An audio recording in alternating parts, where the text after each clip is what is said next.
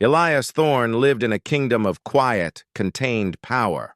His home was the sprawling, dilapidated mill house perched just above the western edge of the Thorne Reservoir, a body of water fed by the restless Willow Creek and held back by a meticulously maintained 80-year-old earthen and concrete dam.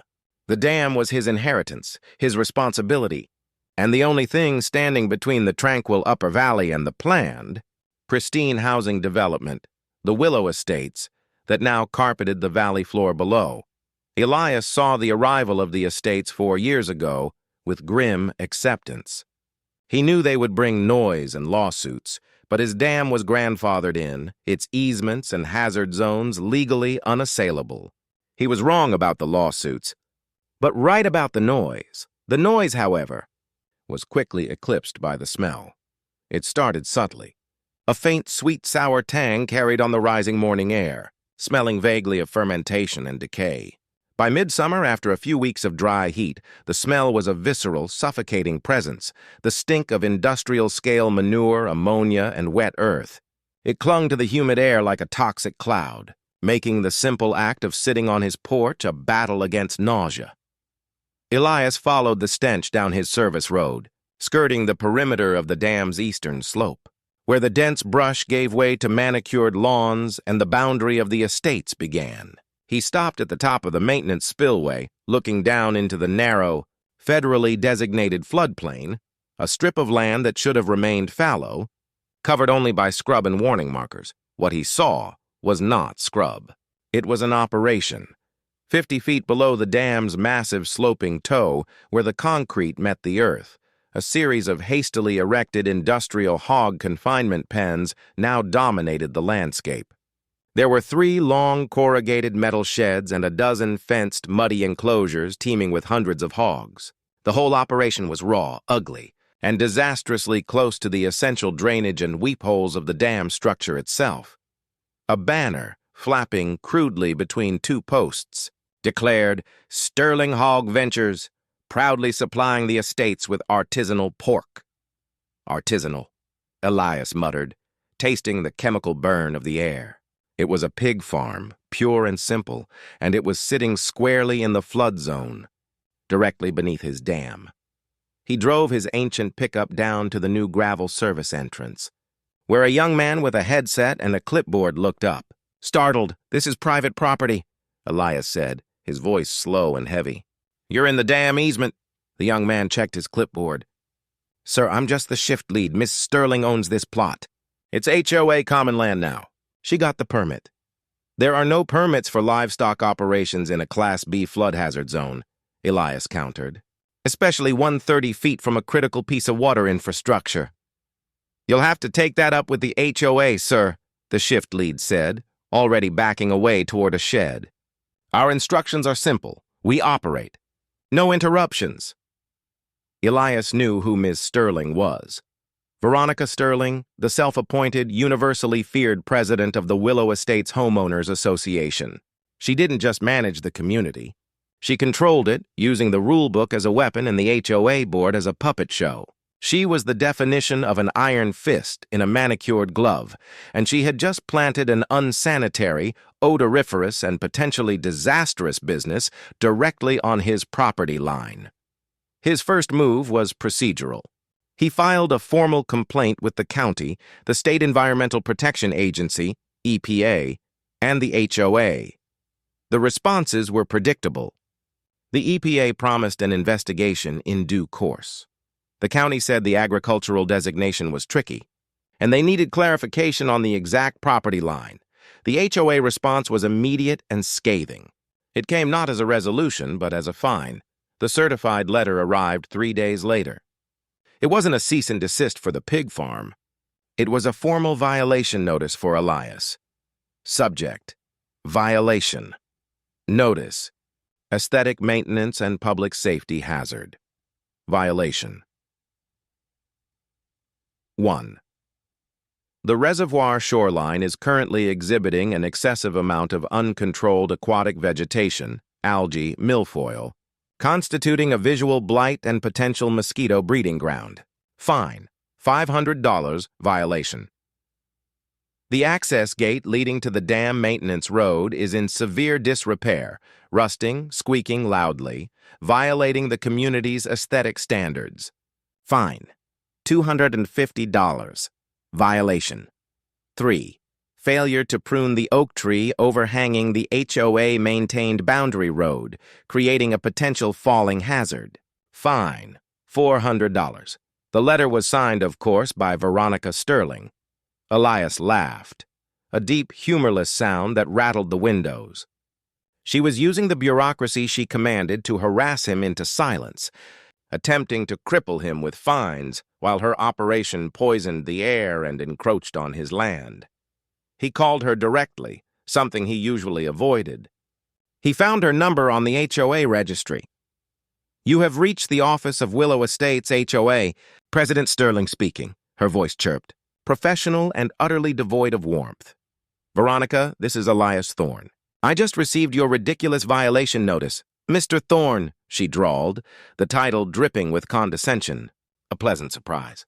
"Your violations are not ridiculous. They are matters of community adherence. The algae on your private lake is my private lake, and the dam is my private dam." Elias cut her off, his patience worn thin. "I'm not calling about the fines. I'm calling about the pig farm you built in the flood zone." A pause. A brittle, calculated laugh followed. "Sterling Hog Ventures is a legally zoned agricultural enterprise providing a critical local food source. It is located on an acreage parcel legally transferred to my company. You have no jurisdiction over it. It's 30 feet from my low-level sluice gate," Elias stated, his voice dropping to a dangerous monotone. "The runoff is already polluting the creek. If the pig waste infiltrates the earthen shell of the dam, it causes structural instability. You are putting the entire valley in danger, Veronica." "That is a hysterical assessment, Mr. Thorne," she dismissed. "A few pigs are not going to collapse your crumbling moss-covered antique. Frankly, the dam itself is the biggest hazard in the estates. The board is now considering a proposal to mandate a third-party structural review. If it fails, the HOA will petition the state to condemn the dam and seize control of the reservoir." "You want to seize my dam?" Elias felt a cold spike of fury. "You'd rather take over the lifeblood of this valley than move your unsanctioned, stinking manure pit 100 yards away? Your property rights end where the community's safety and aesthetic enjoyment begin," Veronica purred. "Pay your fines, Mr. Thorne, or we escalate." She hung up, the sharp click echoing in the receiver. Elias spent the next week in the dusty files of his basement, pulling out old blueprints and engineering schematics. His great-grandfather had built the dam, and the original, hand-drawn plans were magnificent in their detail. He ignored the mounting fines, which now included a daily penalty for the algae and the continued presence of the rusty gate. Instead, he focused on the cross-section of the dam, the soil strata, and the outflow specifications. The earthen dam was a marvel of civil engineering, designed to safely contain the reservoir for a 100-year flood. But the plans were clear. The immediate area directly below the toe, the location of the Sterling Hog Ventures, was designated as the primary energy dissipation zone. It was designed to get wet, turbulent, and muddy when the overflow sluice gates were opened. Any heavy construction, especially a large-scale waste operation, was strictly forbidden. He didn't need the state to condemn the dam. Veronica's operation was condemning it itself. The pig farm relied on a massive open-air manure lagoon for holding waste before processing. This lagoon, cleverly disguised by a ring of tall pines, was situated so that during any prolonged rain event, the excess water would drain directly onto the dam's foundational toe, bypassing the intended drainage channels. The sheer weight of the waste and the constant saturation would weaken the soil and, over time, threaten the entire structure. Elias suited up in heavy-duty rain gear. He took his high-powered spotlight and walked the perimeter of the dam in the dead of night. He saw it, a small, dark rivulet of liquid, thick with nitrogen and filth, already seeping out of the manure lagoon and saturating the soil right next to a crucial concrete buttress. He finally understood Veronica's game. She hadn't just built a pig farm to make money. She built it there to undermine the dam itself, knowing that if the dam was deemed unsafe, she, as the powerful HOA president, could lead the charge to seize the land, remediate the hazard, and gain control of the valuable waterfront real estate. The conflict was no longer about a bad smell or property lines. It was about the destruction of essential infrastructure and an act of calculated ecological sabotage. The weather report for the next 24 hours was ominous. An unseasonal, tropical-level low-pressure system, stalled over the coast, was dumping historic amounts of rain inland. Elias watched the reservoir gauge nervously. The water level was rising at an alarming rate, 2.5 inches in the last hour. If it breached the safety limit, the emergency spillway would kick in automatically, sending a torrent of water directly down the hillside. A torrent that would obliterate Veronica Sterling's illegal pig farm and flood the manure lagoon, sending a wave of biohazard straight down into the estates. He checked his phone. Another email from the HOA, final notice, 1,450 in overdue fine. The fluorescent light in the dam's maintenance vault flickered, illuminating the grave faces of Elias and Inspector Thomas. The engineer scrolled the uplift pressure log back and forth, the jagged peaks on the screen screaming louder than any siren. Elias stood by, his earlier feeling of vindication replaced by a chilling awareness of the true danger he had faced, and what Veronica Sterling had been willing to commit. "This is professional-grade sabotage," Thomas stated, his voice low, his attention glued to the data.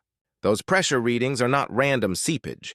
They indicate a sustained injection of water at high pressure, deliberately targeting the clay core and the weak points in the foundation. It's a textbook method for hydrofracturing an earthen dam."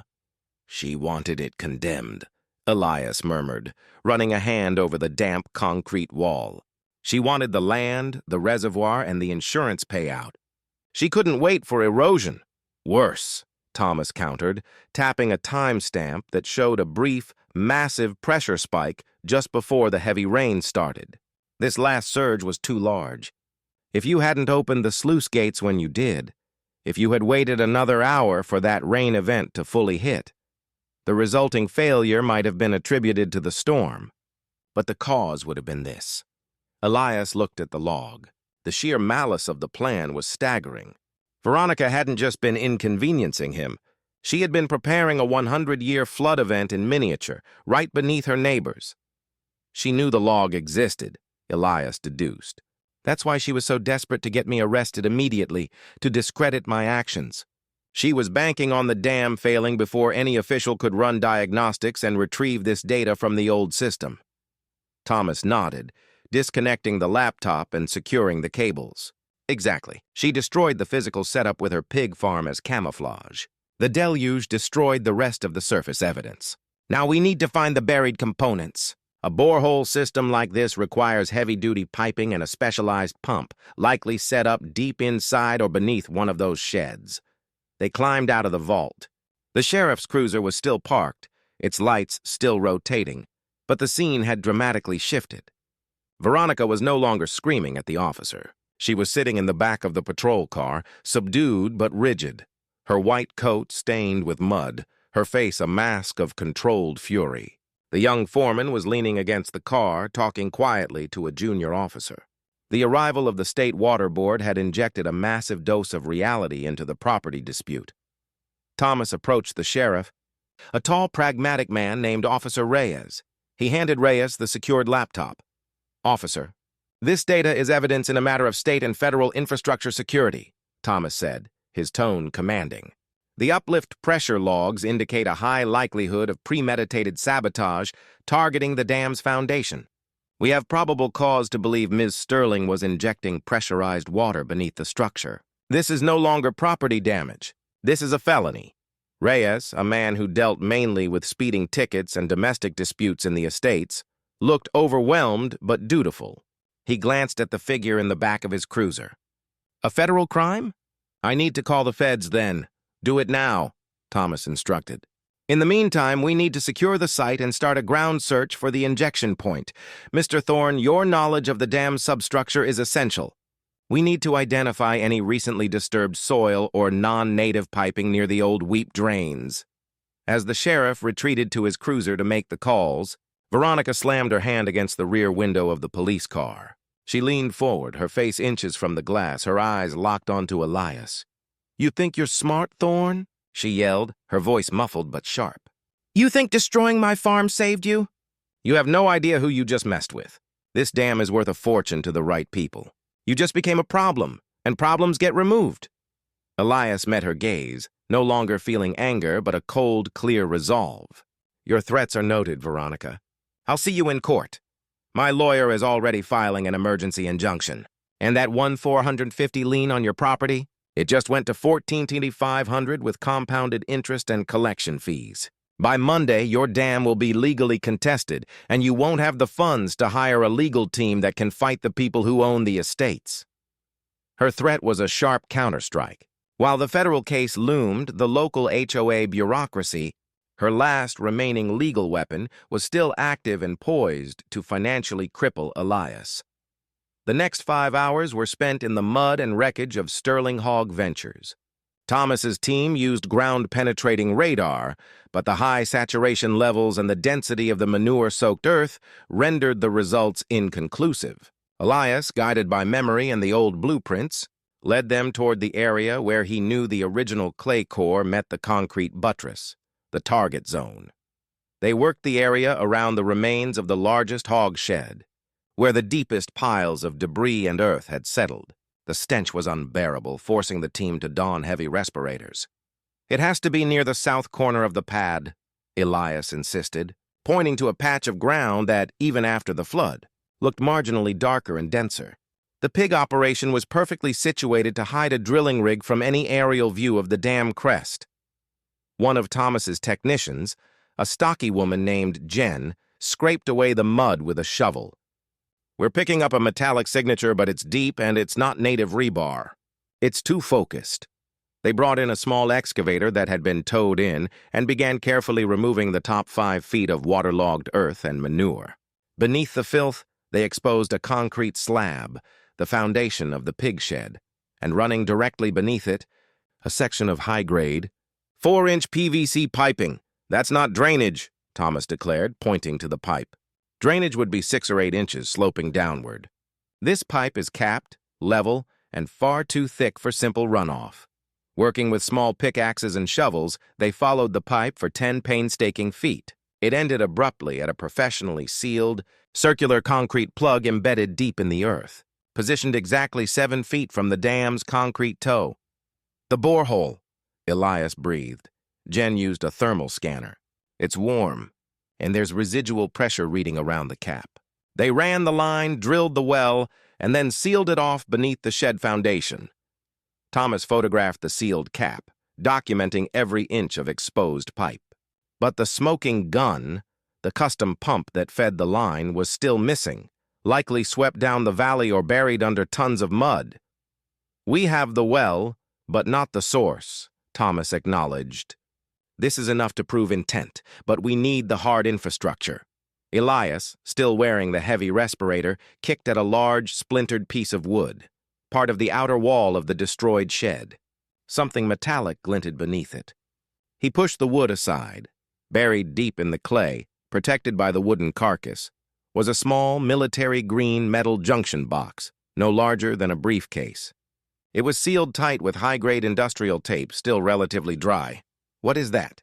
Jen asked, approaching cautiously. Elias pried the box open. Inside, nestled on foam, was a compact, highly customized electronic component, a small, hardened control module with a proprietary serial number designed for remote pressure regulation. Attached to it was a small, weatherproofed external hard drive. Thomas's eyes widened. "That's the data logger. They kept the short-term control logs separate from your main dam sensors. If we can crack that drive, we won't just have pressure readings. We'll have timestamps, duration, and potentially remote activation IP addresses."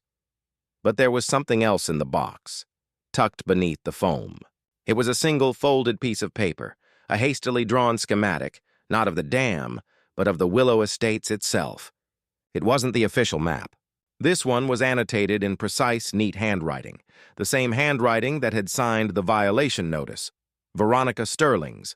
The map showed the entire estates. Most of the planned community was marked with simple X's, but a specific, large, undeveloped tract of land on the opposite side of the valley from the dam was circled prominently, labeled with 3 words and a price tag that made Elias feel instantly sick. The waterfront remediation, $80 million. The land circled was currently swampy, low-lying ground deemed unbuildable. But if the dam failed, if the entire reservoir drained, or even dropped significantly, that vast tract would be instantly transformed into prime, dry waterfront real estate, ready for a multi-million-dollar development. Veronica's motive wasn't just to steal Elias's land. It was to create a new, immensely valuable land development opportunity by deliberately draining the existing reservoir under the guise of an accidental dam failure. The pig farm was just the cover story, and the pressure injector was the tool. Elias handed the map to Thomas, his hand trembling slightly. "This is not just about a dam," Elias said, the realization sinking in like cold mud. She was willing to risk the lives of everyone in the estates to create $80 million in new property. Thomas stared at the map, then at the sealed data logger, then toward the police car where Veronica sat, now staring defiantly toward the rising sun. "We need a warrant for her office, her home, and her digital devices immediately," Thomas declared, his voice ringing with urgency. "The FBI is going to have a field day with this. And you, Mr. Thorne, just earned yourself a target on your back to see." The Willow Estates clubhouse meeting room was a sterile, unforgiving space, all polished wood and beige walls, smelling faintly of old coffee and fresh resentment. Tomorrow night had arrived. At 7:30 sharp, the 5 remaining members of the HOA board, a collection of tired retirees and young professionals terrified of property value fluctuations, sat around a U-shaped table, their faces set in anxious determination. Leading the charge in Veronica Sterling's physical absence was Gary Hemlock, the vice president, a man whose sole ambition was a consistent weekly golf game. He looked pale, stressed, and thoroughly out of his depth. "All right, let's get this done quickly," Gary muttered, tapping a gavel nervously. "We have an emergency agenda. First item, ratification of the emergency injunction and the associated lien against the Thorn Dam property. All in favor of immediate ratification?" 3 hands, belonging to known Veronica loyalists, started to rise. "Point of order!" The voice was sharp, steady, and cut through the stale air. All 5 heads snapped toward the back of the room. Standing by the door, framed by the bright lights of the lobby, were Elias Thorne and Eleanor Vance. Eleanor carried a thick binder, and Elias, dressed in a clean denim shirt, carried nothing but his weathered composure. Gary Hemlock sputtered. "Mr. Thorne, you are not on the agenda, and this is a closed executive session. Actually, Gary, the bylaws state that any vote concerning the assessment of a lien against a property owner must be conducted with the owner present, or after the owner has been duly invited," Eleanor stated, stepping forward. Her voice, though soft, was backed by the unflinching authority of fact. "As the former treasurer, I know the rules. Elias is here." "This meeting is now open." Gary's face flushed. The rest of the board looked to each other, unsure. They were accustomed to Veronica's dictatorial style, not parliamentary procedure. "Fine," Gary spat, realizing he was legally cornered. "But keep it brief, Thorne. You have 5 minutes to speak to the lien. The amount stands at $14,500 for chronic non-compliance with aesthetic standards." Elias walked slowly to the table, placing his hands flat on the polished wood. He didn't raise his voice. He made them lean in to hear him. "The $14,500 lien is frivolous," Elias began. "It was filed as a tactical measure to prevent me from exposing the truth. The truth is not about algae or rusty gates. It's about why that lien was filed and who was actually funding the operation that caused this." Eleanor opened her binder, sliding the photocopy of the quarterly financial statement across the table. She tapped the line item hard. "Board members," Eleanor announced, her voice now ringing with quiet outrage. "You are voting tonight on a lien that was leveraged against a $300,000 capital contribution made by a shell company, Silverleaf Holdings LLC, 6 months ago. You all approved that contribution believing it was for community improvements. It wasn't." She flipped a page. "Silverleaf Holdings is a front for Ophiuchus Global Capital. The money you took wasn't a gift. It was a payment to buy your silence and your complicity in land fraud. A ripple of nervous murmurs went around the table. The board members were suddenly sitting straighter, their eyes wide. They understood fines. They didn't understand Cayman Islands shell companies. Gary Hemlock tried to regain control. "This is slander. We approved a capital improvement, not a crime. You have no proof that Silverleaf is—" "I have proof that the $300,000 was used to purchase specialized equipment," Elias interrupted, leaning in further. "Equipment not for a pig farm, but for the deliberate destruction of the dam." He took a step back, letting the heavy silence settle. Then the door to the meeting room opened again, and the atmosphere instantly changed from anxious to terrified. Special Agent Chen entered, flanked by two uniformed federal officers. Chen looked directly at Gary Hemlock, his expression severe. He didn't speak to Elias. His presence was the statement. Agent Chen approached the table and, with Elias's permission, placed a thick, sealed document on the table directly in front of Gary. It was a court-certified affidavit. "Good evening, board members," Chen said, his voice carrying the full weight of federal authority. "My name is Special Agent Chen, FBI. You are currently debating the legitimacy of a lien filed by a company whose president, Veronica Sterling, is now in federal custody. The purpose of this lien was to secure the successful completion of a highly sophisticated multi-million-dollar corporate fraud and domestic terrorism plot." He tapped the affidavit. "This document contains the sworn testimony and the electronic data retrieved from a clandestine pump control module found on site. This module proves Ms. Sterling and her associates were actively injecting high-pressure water beneath the Thorn Dam foundation with the intent to cause structural failure and catastrophic flooding." Woman on the board gasped, covering her mouth. Gary Hemlock's face was now totally gray. "The plot," Agent Chen continued, "was simple. Cause the dam to fail, attribute the failure to Mr. Thorne's negligence, drain the reservoir, and convert $80 million worth of low-lying swamp into prime waterfront real estate for Ophiuchus Global Capital." He let his eyes sweep across the board members, one by one. "You all approved the land transfer for the pig farm. That pig farm was the cover for the borehole. By voting to ratify this lien and the injunction, you are now ratifying a financial action that directly supported an attempt to destroy critical infrastructure and endanger the lives of hundreds of residents. You are stepping over the line from civil disobedience to complicity in a federal crime." The board dissolved into panic. One member started coughing uncontrollably. Another immediately snatched up the financial statement Eleanor had presented, staring at the $300,000 figure as if it were radioactive.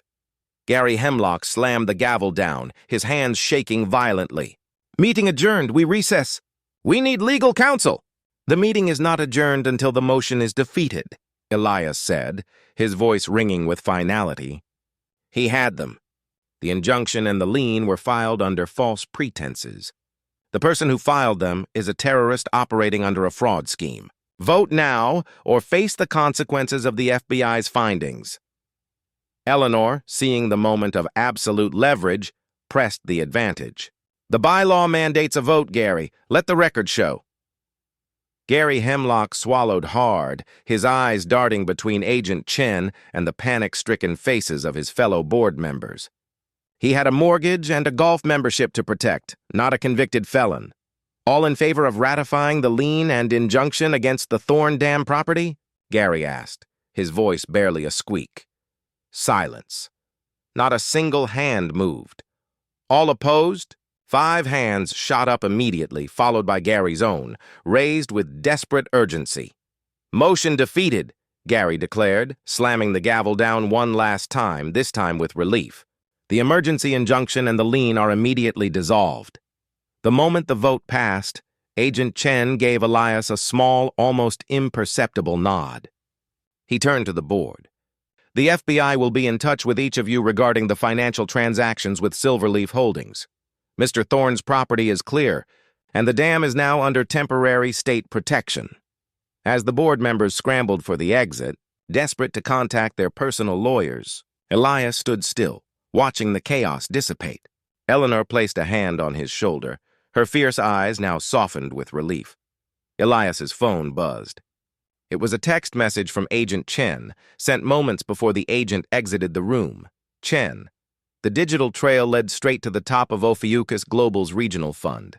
Massive money laundering and conspiracy charges are filed. As for your former neighbor, Veronica Sterling is being indicted on multiple counts of attempted critical infrastructure destruction and conspiracy to commit murder for hire, first-degree depraved indifference.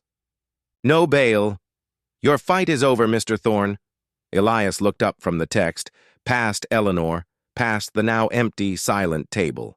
Outside the clubhouse window, the moon had broken through the clouds, casting a pure silver reflection on the tranquil surface of the Thorne Reservoir. The water was stable. The dam had won. The river had found justice. The arrival of the FBI was less like a raid and more like a precise surgical invasion. Two black SUVs, discreet yet menacing, pulled up the maintenance road less than an hour after Officer Reyes's call. Special Agent Marcus Chen, a man whose tailored suit seemed impervious to mud, stepped out and surveyed the scene, the ruined pig farm, the towering earthen dam, and the bewildered county sheriff. Chen didn't waste time. He moved straight to Inspector Thomas, who presented the secured data logger and the schematic map of the 80M waterfront remediation. This logger is priority 1, Agent Chen ordered, his voice crisp and professional. We need the IP logs and the activation schedule. This is clear intent to compromise critical infrastructure tied to massive land fraud. We're seizing all evidence and taking custody of Ms. Sterling. As federal agents secured the borehole site, marking the exposed PVC pipe and concrete plug with yellow crime scene tape, Elias watched Veronica Sterling being moved from the sheriff's cruiser into a black federal vehicle. Her composure, which had been fracturing, snapped completely. She didn't struggle, but as she was being ushered into the car, she managed to catch Elias's eye. "You won the Battle of the Mud, Thorne," she snarled, the words tight and venomous. "But I own the ground you stand on, and you'll drown in the paperwork before the federal courts even look at my case." The slam of the SUV door was a final, deafening punctuation mark. Elias felt a surge of grim satisfaction, but it was short-lived. Veronica had delivered a threat that felt terrifyingly real. While the FBI was dealing with the federal crime, Veronica's local bureaucracy, her legal siege, was already underway. He walked back to the mill house, physically exhausted and mentally drained. He had risked everything to save the dam, but now he was broke, facing a potentially ruinous lien, and utterly alone against the powerful interests Veronica represented. A certified courier was waiting on his porch. The man handed Elias a thick manila envelope, already paid for. The contents confirmed Veronica's promise. The envelope contained 3 things: a writ of emergency injunction, filed by Willow Estates HOA on behalf of Sterling Property Holdings, demanding Elias cease all maintenance and operation of the dam until an independent, HOA-sanctioned structural assessment could be completed. This effectively paralyzed him. Notice of lien. Formal documents certifying the 14,500. Lien against the Thorne Reservoir. Property for chronic violations of community. Standards and deliberate property devaluation. The lien threatened. Foreclosure if not paid within 30 days. A summons. Notification of a lawsuit filed by Sterling Hog Ventures for $2.5 million in damages, citing malicious intent and reckless disregard for commercial property by Elias. Elias slumped onto the worn leather chair in his office. The documents spread on the oak desk like a losing hand of cards. He had the truth, the evidence of a federal crime, but truth didn't pay lawyers. Veronica had neutralized him with red tape and financial ruin before she even hit the city lockup. He needed a defense fund or a legal miracle, and he had neither. He reached for the only phone number he had left, the number of the HOA's former treasurer, an older woman named Eleanor Vance.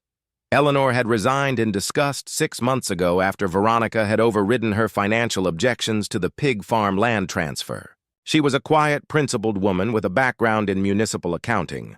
Eleanor answered on the second ring, her voice tight with caution. "Eleanor, it's Elias Thorne. I need your help." I think Veronica is going down, but she just filed an emergency injunction and a 14,500 lien against my property. He heard her sharp intake of breath. The lien? She's moving fast. She always uses the paperwork to break people's spirit, Elias. It's how she got control of the board. Elias quickly explained the borehole, the data logger, and the ADM map, skipping nothing. He heard the astonishment in her response. The pig farm was a cover. 80 million in dry land, Eleanor whispered, the scale of the corruption hitting her. I knew she was crooked, but not a terrorist. Look, I can't fight a 2.5 million suit, but I know the HOA bylaws better than she does. That lien? It's the weak link. How? Elias asked, hope flickering. The HOA budget, Eleanor explained, her voice gaining professional certainty. She uses the fines as a slush fund. The bylaws require that any fines exceeding 1,000 must be allocated by a quorum vote of the entire board, and those funds must be used exclusively for the maintenance of common property. That 14,500 is inflated, illegally assessed, and was never properly allocated. So it's void? No, it's contestable, Eleanor corrected. But to prove she inflated it, we need to show how she was spending the real money, the bulk cash that funded the pig farm and the equipment. The HOA books won't show it. The funds for the borehole had to come from an external source, one that connects directly to that 80 million development. They agreed to meet immediately. Elias drove his dusty pickup to the edge of the estates, near the community center where Eleanor was waiting, carrying a worn briefcase. Veronica may be in custody, but her system is still running, Eleanor warned, handing Elias a photocopy of the HOA's quarterly financial statement. She transferred the pig farm property deed to a limited liability corporation, Silverleaf Holdings, LLC, 6 months ago. Look at the capital contribution in that quarterly report. Elias scanned the page. Under HOA reserve contributions, there was a line item that stopped his heart. Contribution from Silverleaf Holdings, LLC, 300,000 purpose. Capital improvements to common areas, non-HOA mandated projects. She used a 300,000 contribution from her own shell company to make the HOA beholden to her, Eleanor explained, pointing a slender finger at the line. The HOA board, which is just her puppets, approved that contribution because they thought they were getting a benefit. They were paying for the right to ignore her environmental crimes. And the pig farm? The farmland transfer was done at a fraction of the cost, subsidized by this 300,000. The 300,000 was used to buy the specialized equipment, the borehole drilling, the PVC piping, the pump, the custom data logger, Eleanor said, connecting the dots rapidly. It wasn't HOA money funding the crime. It was developer money disguising the crime as an HOA-approved project. Just as they were discussing the financial ledger, Elias's phone rang. It was Agent Chen. Mr. Thorne, we cracked the data logger. Chen's voice was clipped, urgent. The pump's activation was controlled by an encrypted application running on a server. The connection point was a VPN routed through 3 countries. But we traced the originating finance back to a shell corporation in the Cayman Islands named Ophiuchus Global Capital. Elias looked down at the HOA document in his hand. Silverleaf Holdings, LLC. Agent Chen, I may have just found the domestic front for that operation, Elias said, relaying the 300,000 contribution and the transfer to Silverleaf. Veronica Sterling is just the tip of this iceberg. This is a massive, highly financed corporate land grab. We know, Mr. Thorne. Ophiuchus Global is known for hostile property acquisitions and environmental destabilization, Chen replied, his voice grim. They wanted your dam gone. Now that you've exposed the plan and we have their data, they know exactly who you are. The HOA lien is their legal way of eliminating you cheaply and quietly. How do we stop the lien and the injunction? Elias asked. You need to prove to a judge that the lien is frivolous, designed purely for harassment, and that the injunction puts public safety at risk, Chen advised. We'll provide the state data as an affidavit, but you need an immediate legal response. Eleanor leaned over, tapping the financial statement. The emergency board meeting. They have one scheduled for tomorrow night. They're going to ratify the lien and the injunction legally, to make it stick. Elias looked at the document, the address for the HOA clubhouse circled in red ink. The board, Veronica's puppets was about to formalize his ruin. "No more documents," Elias said, straightening in his seat, a sense of cold purpose returning. "If the board is going to vote on my demise, they are going to do it with the evidence of their own crime staring them in the face." He looked at Eleanor. "Do you have the contact information for every member of the HOA board?" Eleanor smiled, a quiet, ruthless glint in her eyes. "I do. I kept them just in case." "Good," Elias said. "We're not going to court.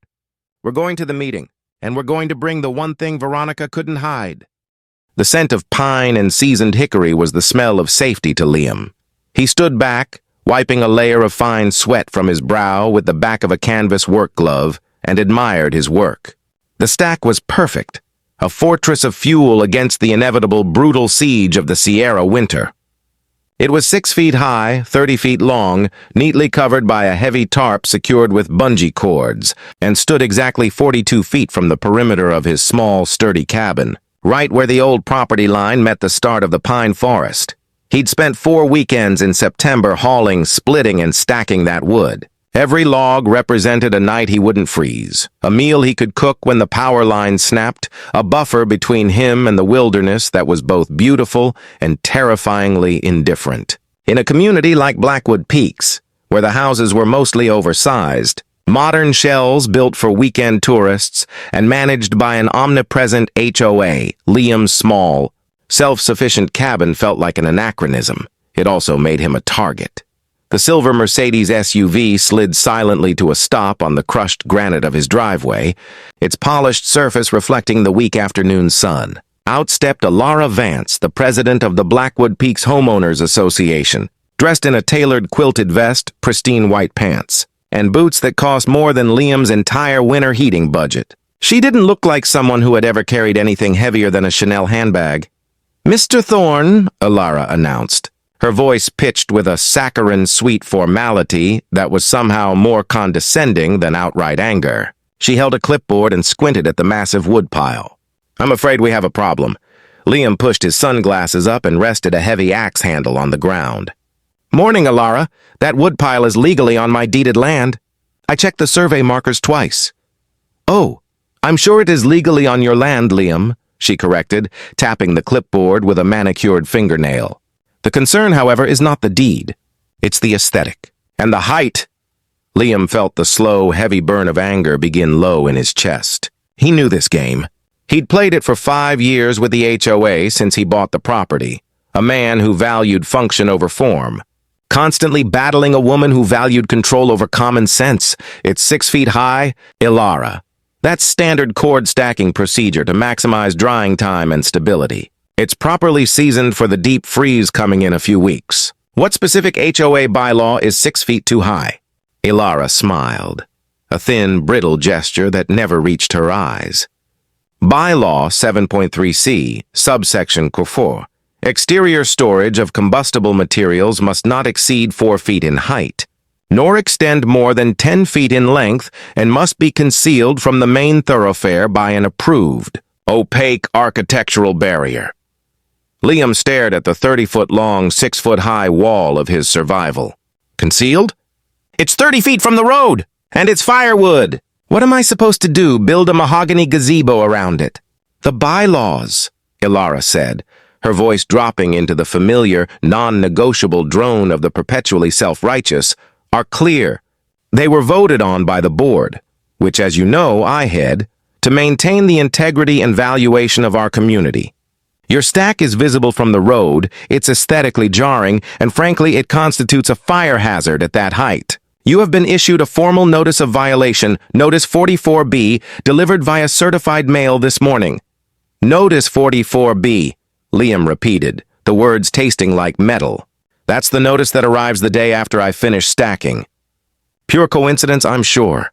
Timeliness is important, Liam. You have precisely 48 hours to correct the violation. If the material is not reduced to compliance and adequately screened by 5 p.m. on Monday, the association will employ a service to correct the violation, and the costs, including a fine of $700, will be assessed to your quarterly dues." She tucked the clipboard under her arm. "Have a wonderful weekend," She didn't wait for a reply, returning to her climate-controlled vehicle. As she drove away, Liam watched the silver Mercedes disappear down the winding road, leaving a deep, toxic silence in its wake. Liam didn't touch the wood for the rest of the day. He couldn't. His hands were shaking with suppressed rage. That wood wasn't just heat. It was the result of a financial sacrifice. He had poured almost every spare cent he had into buying the raw logs from a distant, reputable lumber yard and renting a commercial splitter, ensuring they were the dense, slow-burning hardwoods he needed. The alternative, relying solely on his aging, inefficient propane furnace, was not an option. A typical mountain winter could chew through his propane tank in 2 months. He spent the next day trying to fight the notice. He called the HOA management company, only to be redirected to Alara's private number, which predictably went straight to voicemail. He emailed the HOA board members, attaching satellite images proving the stack was on his land and citing historical precedents of larger wood piles. The replies trickled in. They were curt, uniform, and devastating. We rely on the president's discretion for aesthetic matters. The notice stands. Alara had stacked the deck. The board were her puppets. That night, Liam pulled up the weather forecast. The national models were screaming alarm. A historic pressure anomaly was tracking south, a polar vortex that was going to slam into the Sierras not in 2 weeks, but in 3 days. The expected low was -20 degrees Fahrenheit, with wind chill making it feel like -40. It was a killer storm, the kind you survived by planning, not by bureaucracy. He knew he couldn't fight Alara and restack the wood in time before the blizzard hit. He had to concede. Monday morning, he drove to the nearest town 40 miles down the mountain to buy lumber to build a compliant, screened storage shed, a pathetic 4-foot-high, 10-foot-long box that would hold maybe a tenth of his winter supply. He returned around 3 p.m., defeated, ready to begin the backbreaking, heartbreaking work of breaking down his survival wall. But the wall was gone. The site where the towering stack of pine, hickory, and oak had stood was now a perfectly raked patch of gravel. There wasn't a single chip of bark or stray piece of sawdust remaining. Liam stood there, the expensive, freshly cut lumber for the required shed dropping from his numb fingers. Alara hadn't waited for the 5 p.m. deadline. She had acted at her discretion, citing a clear and present danger to property values. In an addendum she had likely scribbled herself an hour after delivering the original notice. His phone buzzed.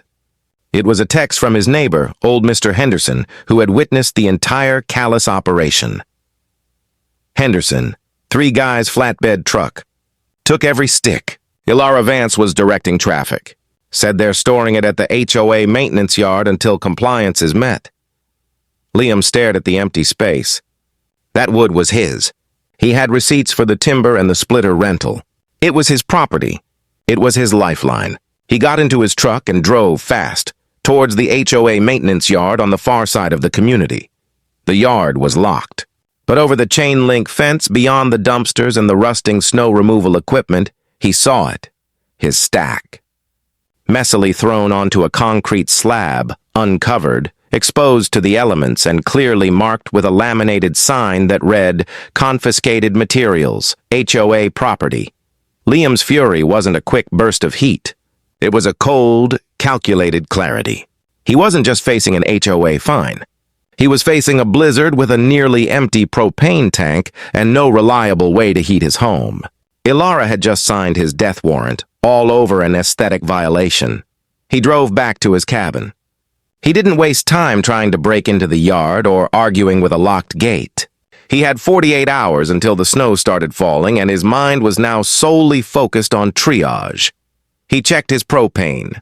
20% remaining. Not enough. He checked the town's wood suppliers, all sold out, citing the emergency forecast.